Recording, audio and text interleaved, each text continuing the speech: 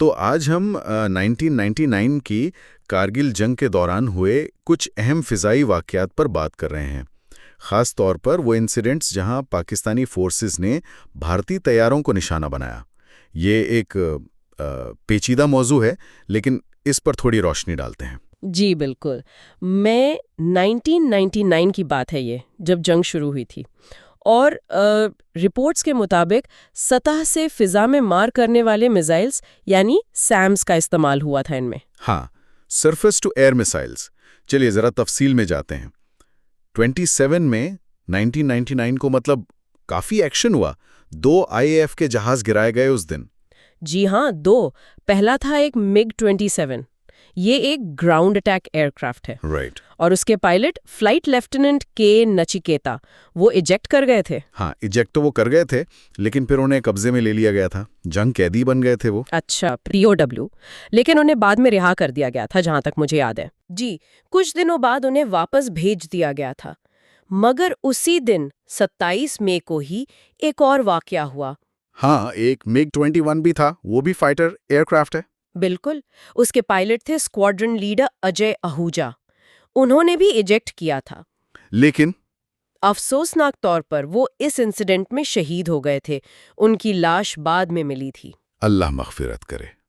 تو ایک ہی دن میں 2 فائٹر جیٹس کا نقصان، یہ تو کافی سنگین بات تھی شروع میں ہی۔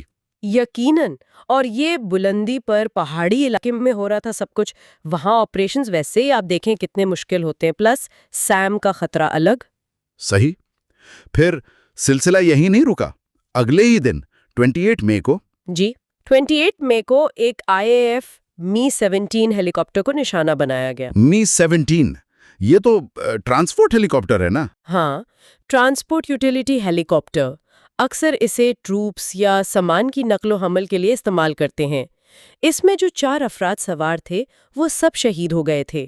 تو یہ نقصان صرف فضائی نہیں تھا، اس کا زمینی آپریشنز پر بھی اثر پڑا ہوگا، لاجسٹکس وغیرہ پر۔ بالکل، ایسے ایسٹس کا نقصان خاص کر کارگل جیسے ڈیفیکلٹ ٹیرین میں لاجسٹک سپورٹ اور کیجولٹی ایویکویشن ان چیزوں کو کافی متاثر کر سکتا ہے۔ تو یہ تھے وہ واقعات جو بالکل کارگل کانفلکٹ کے دوران ہوئے، لیکن ایک اور واقعہ ہے جو اس کے بعد ہوا، اگست میں۔